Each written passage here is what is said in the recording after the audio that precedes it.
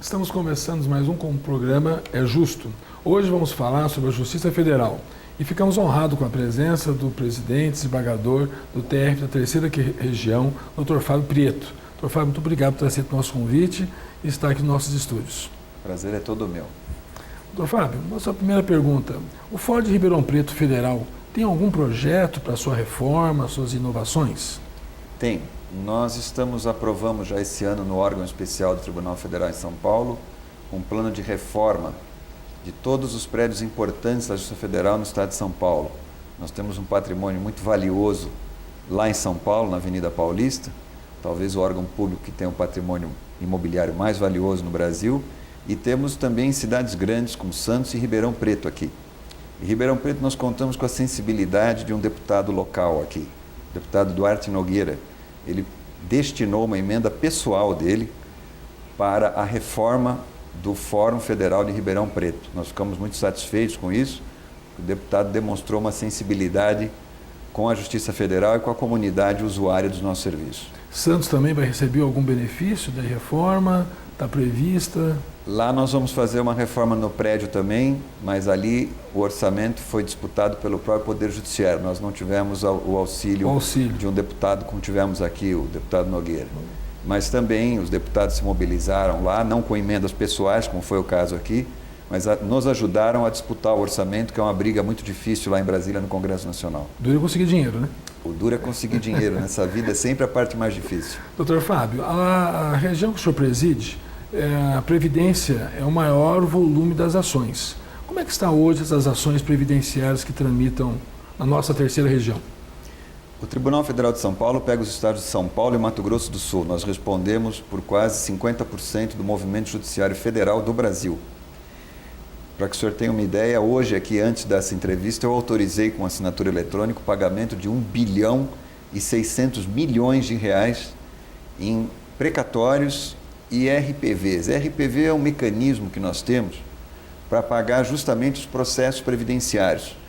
Muito se fala da morosidade judiciária, mas a população, uma parte dela, não está informada que nós tivemos uma reforma em 2001 e temos um tribunal de pequenas causas, que pega justamente essa questão previdenciária.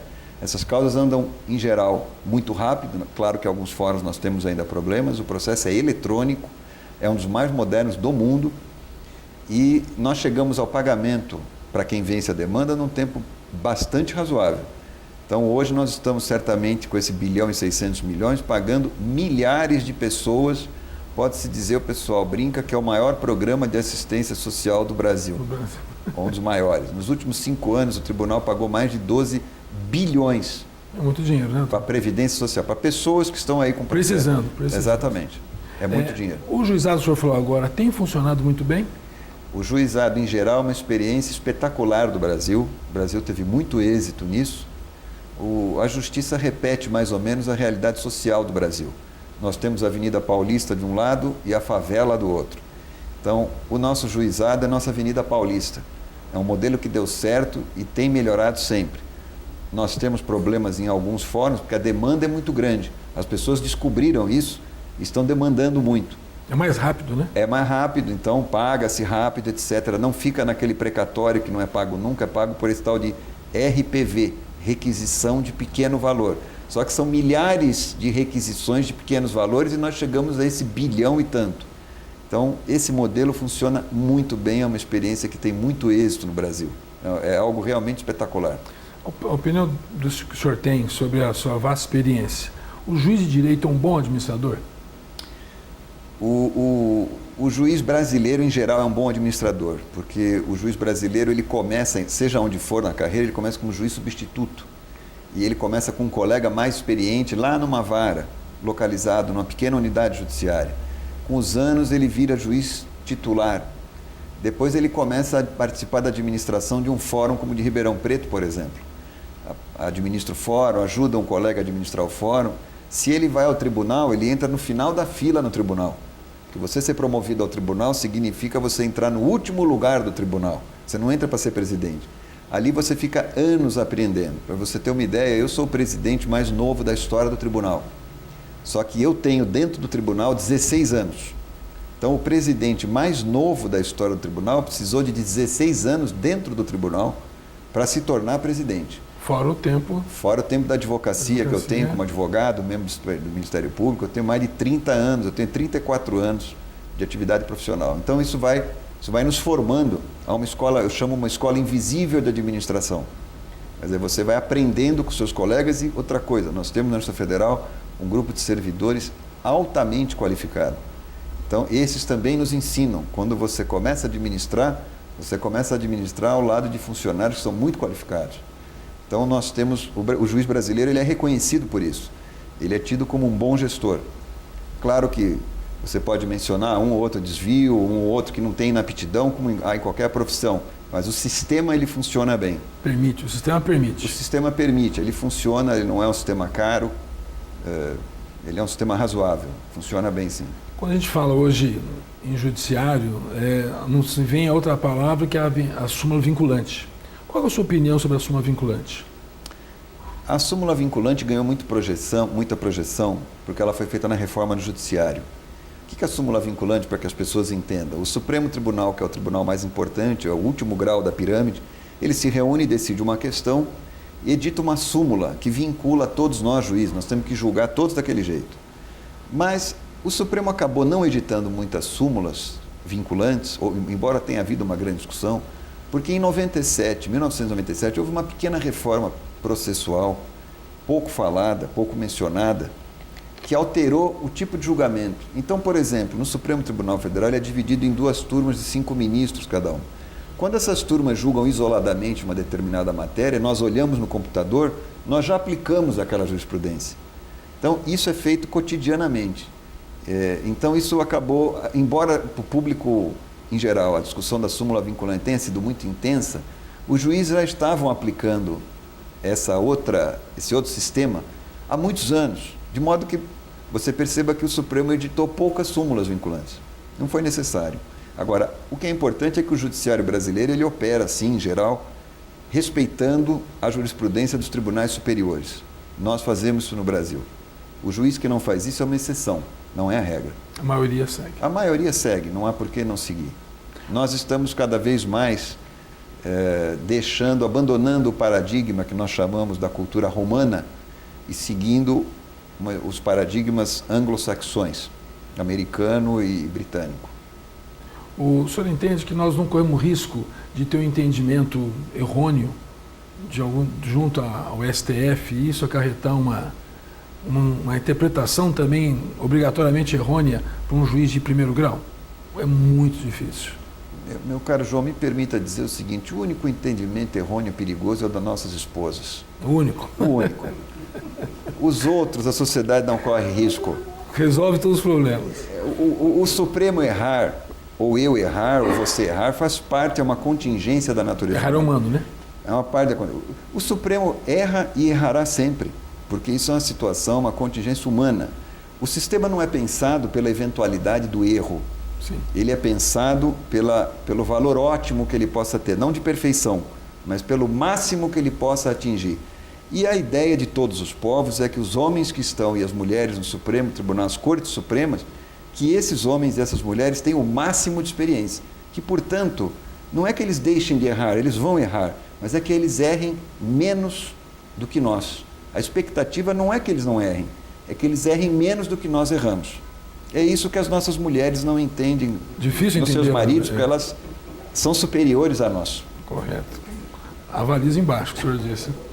Doutor, e qual é o seu pensamento também da questão dos julgamentos em mutirões? O senhor tem algum posicionamento sobre isso? Eu já vi, o senhor deve ter ouvido também, alguns juízes criticando, Ministério Público criticando essa situação de ter ou não um mutirão para julgamentos.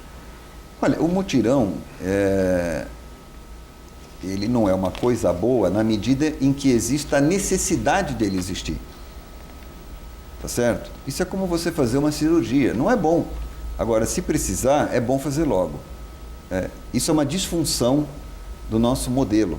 Nós temos um modelo que é muito burocrático do ponto de vista da recorribilidade, ou seja, você num processo tem 30 recursos e naturalmente isso vai criando uma massa de processo. Ou nós mudamos esse sistema recursal, e já estamos mudando devagarzinho, ou nós vamos ter que fazer mutirões. Não há uma terceira saída. O ideal é que o sistema de recursos tenha mais racionalidade, que ele tenha mais funcionalidade. Né? Porque aí você não vai precisar do mutirão. Agora, se nós não tivermos racionalidade e permitirmos que em um processo as partes interponham 20, 30 recursos, certamente haverá uma massa de processos e nós vamos ter que chamar juízes para julgar esse processo. Claro. É que eu ia emendar a pergunta. Nós temos uma quantidade enorme de recursos. E isso faz o processo ficar mais lento. Muito lento. Eu acho que o nosso sistema processual é lamentável. Nós fizemos uma opção política, nos filiando a uma escola que é menor do que o Brasil. O Brasil é um país que tem uma importância econômica, social, institucional, política, que tem que ter um sistema processual adequado com isso. Nós não podemos ter o nosso capitalismo, os nossos trabalhadores, as nossas relações empresariais, trabalhistas, processadas num modelo que é incompatível com a importância que o Brasil tem. Então nós estamos fazendo agora uma transição nesse modelo. Nós já começamos essa transição. O sistema tem melhorado. É que como o número de ações é muito grande, isso não é muito perceptível ainda. Agora eu lhe dou o exemplo, por exemplo, hoje eu mandei com o presidente do Tribunal Federal de São Paulo pagar 1 bilhão e 600 bilhões. O senhor pode olhar a origem desse processo. Mais de 90% são ações de pequenas causas que foram resolvidas com uma certa rapidez e as pessoas estão com o dinheiro na mão a partir de segunda-feira. Então, nós estamos fazendo essa transição. Agora, como o modelo é pesado e ficou muitos anos assim, nós temos um represamento brutal. Muito grande. Muito grande. O tempo do juizado hoje, em média, uma ação entre o pagamento e a distribuição, isso gira em torno de quem mede? Olha, é um pouco temerário dar uma média, porque o nosso sistema é muito complexo. Você tem fóruns grandes, como em Ribeirão Preto, cidades com uma pujança, com toda essa região que é muito pujante. Você tem cidades pequenas. Você tem, por exemplo, o Juizado Especial Federal, o Tribunal de Pequenas Causas Federal, em São Paulo, na Avenida Paulista, é um prédio gigantesco. Então, nós temos realidades muito diferentes e é difícil... Mas, com certeza, é metade do tempo de uma ação ordinária. Muito menos. Hoje, essas ações, em geral, elas são processadas de uma forma bastante razoável, na média. Mas isso ficará melhor ainda. O Brasil não está recuando nisso, ele está avançando. O senhor acha que as mudanças anunciadas do Código de Processo Civil, o senhor acha que vai nos auxiliar em muito, sua opinião como processualista? Olha, eu acho que o importante é mudar o código que está aí. Não é? Ele pode ter tido suas virtudes, suas qualidades para um determinado modelo de país. Hoje, um determinado momento. Hoje esse país é outro.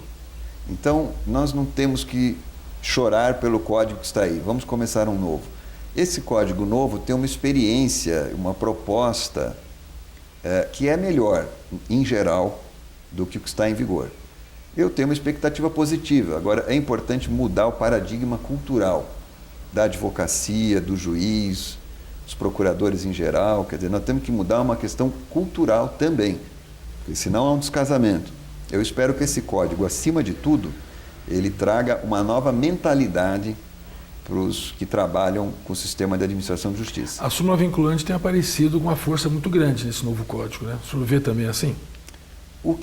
A ideia desse código é exatamente uma filiação maior ao sistema anglo-saxão, que é o sistema que é o sistema que trabalha com os precedentes dos tribunais. Ou seja, os tribunais eles vão julgando os casos, aquilo vai se estabilizando e os juízes que estão nas instâncias inferiores vão aplicando aquilo. Isso dá estabilidade ao sistema de administração de justiça.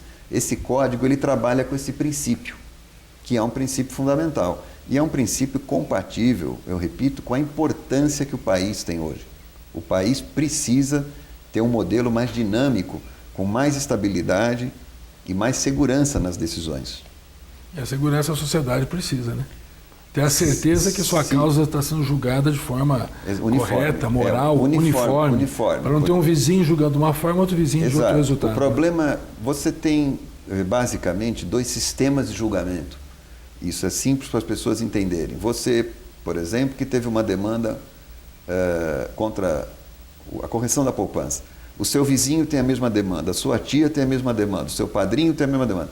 No sistema que a gente chama de processos, ou seja, aquele que olha cada processo, cada uma dessas pessoas entrou com uma ação. Isso é muito ruim, porque você cria um congestionamento do sistema e você cria, inclusive, a possibilidade de que, por circunstâncias muito variáveis, um vizinho receba uma coisa, sua tia receba outra, seu padrinho receba outra, porque essas causas ficam 20 anos dentro do sistema. É verdade. E você tem o sistema de julgamento de causas. A causa da poupança, ela é uma só, da correção da poupança. É a mesma causa para todo mundo. Se eu der o índice X, ele corrige todas as poupanças. Agora, é preciso que o sistema leve isso ao determinado juiz e ele tem autoridade para decidir isso. Correto. O Brasil tinha um sistema de julgamento de processos individuais. Nós estamos numa transição para o julgamento de causas. O Supremo agora julga mais causas, o Superior Tribunal de Justiça julga mais causas. Então, isso vai trazer estabilidade. E a mudança do código, ela vem com esse espírito. A expectativa é que nós tenhamos uma melhora na performance de todo o sistema judiciário. Então, nós estamos esperando esse código com muito... Eu acredito que no próximo ano ou seguinte nós tenhamos esse código, porque o sistema ele está numa fase de transição, mas a herança que vem com o sistema anterior ela é muito pesada. Então você tem 90 e tantos milhões de processos, o que é uma anomalia sob qualquer tipo de avaliação que seja feita, reconhece nisso uma anomalia, não é possível continuar assim.